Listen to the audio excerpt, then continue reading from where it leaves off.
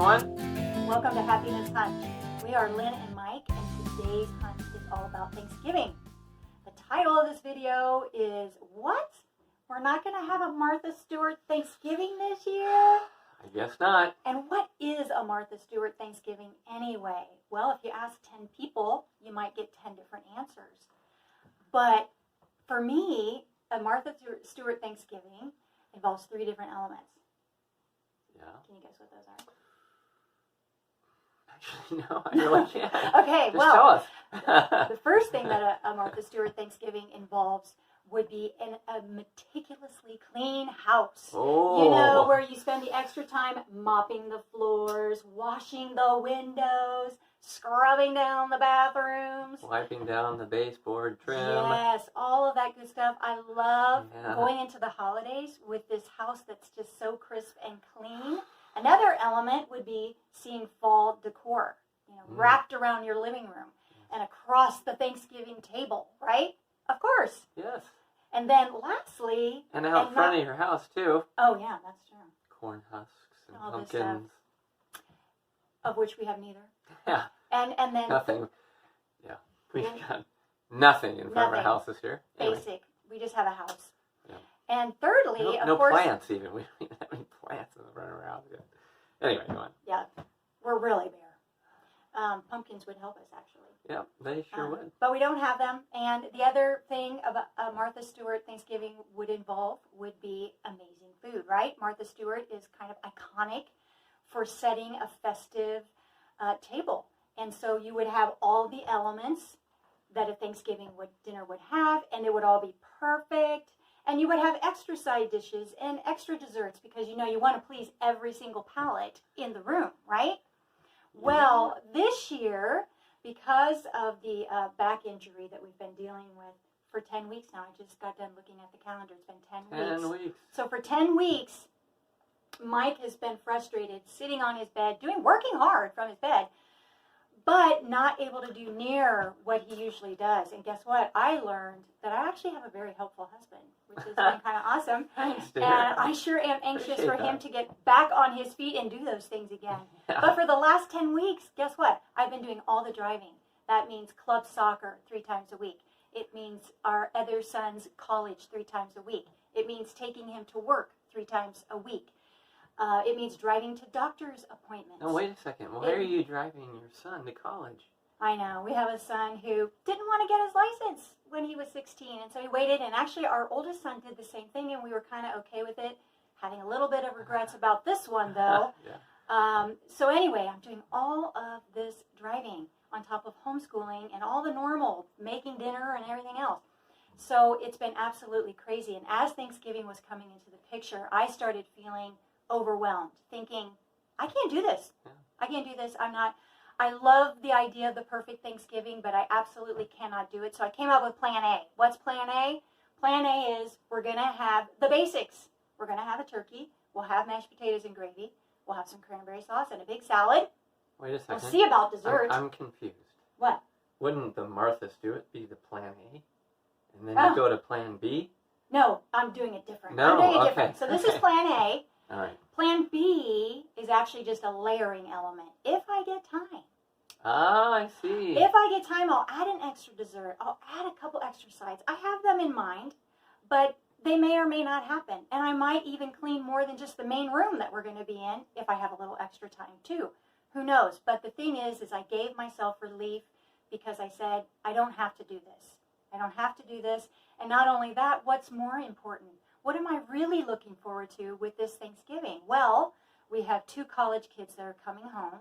We communicate with them, but we're all so busy that we don't get the details. So when they come home, we get to get the details. We have one son who's looking at graduate schools, and we'll get to hear how that's going. And another, our daughter, is thinking about moving off campus and all the details around that. And then just being able to maybe go out and see a movie or go grab coffee together and just hang out.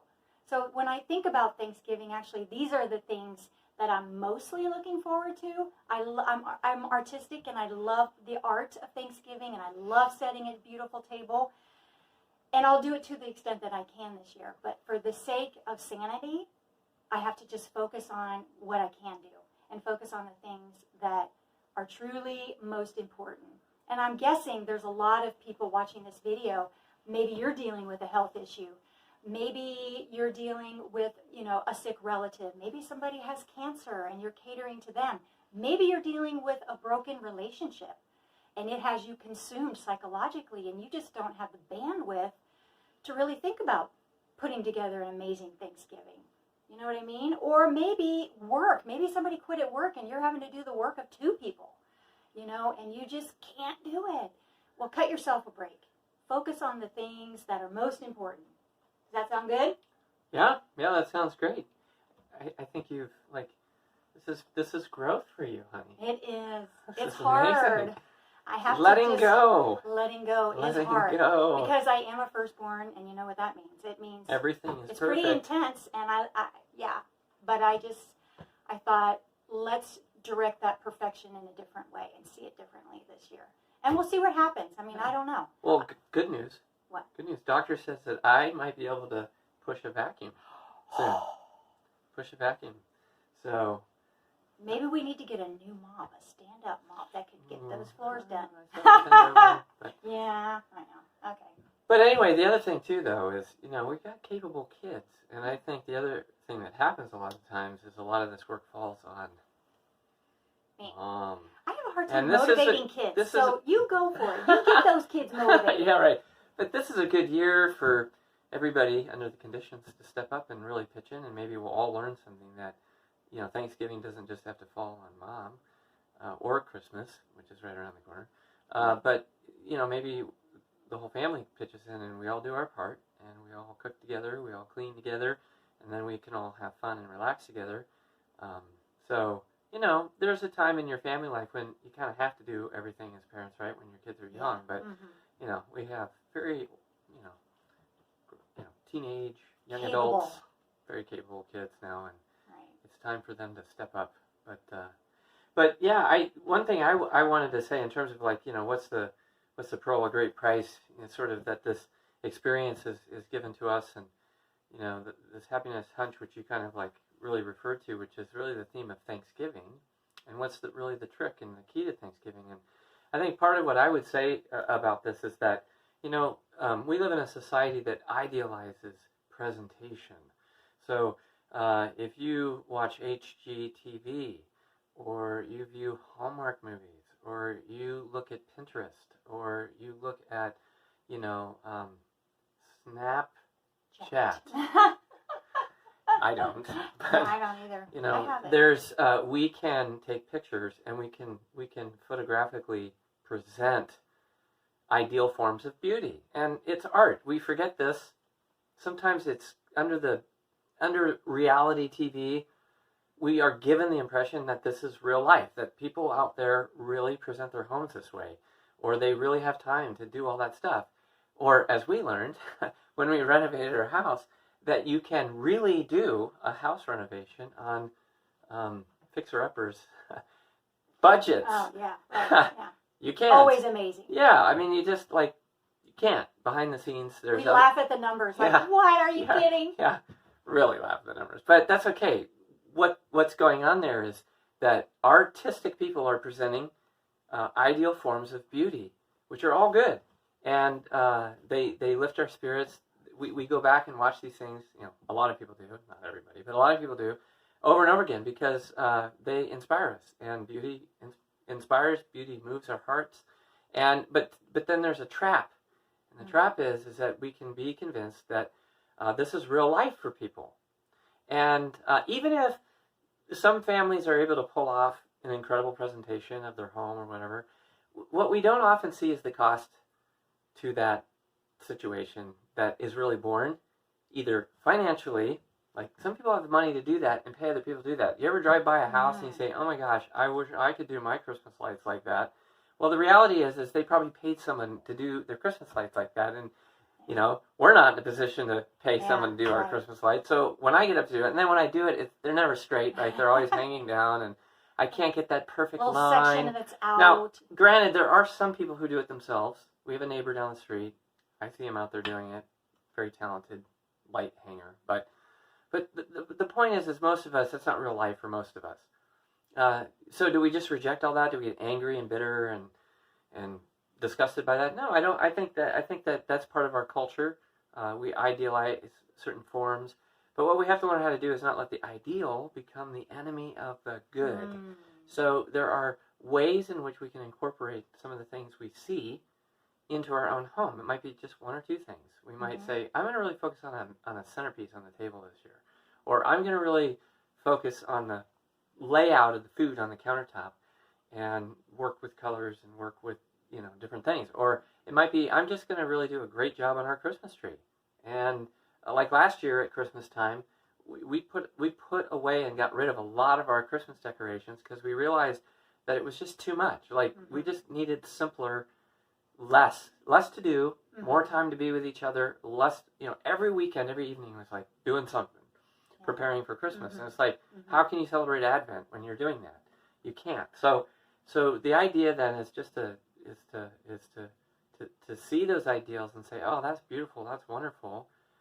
What's it really going to cost us as a family to do those things in terms of money, in terms of time, in terms of our inner peace? And that's probably the most important thing. I think Lynn and I talk about this all the time. These things can be worthwhile doing if you don't lose your inner peace over it. But as soon as you start becoming stressed or angry, one of several things is happening there.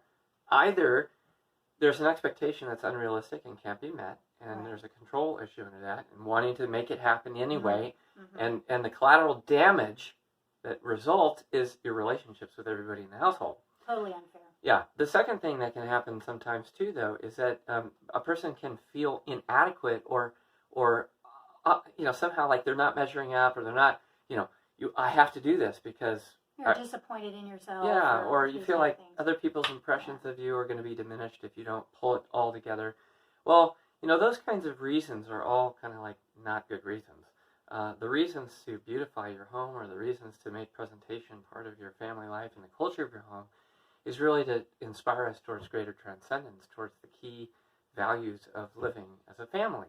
So Thanksgiving, the reason why we do all the decorations is because it ought to elicit in us a greater sense of thanksgiving for all that God has provided for us in the natural order, especially. Like, just think of all the plants and the animals that become part of the incorporation of our celebration at Thanksgiving, and even in Christmas, like a tree, the smell of a tree, the look of a tree. So and other basic things like the fact that we have a roof over our head, we have heat, we have food in our cabinets and in our refrigerator. Even these very basic things, are so important to just appreciate those too.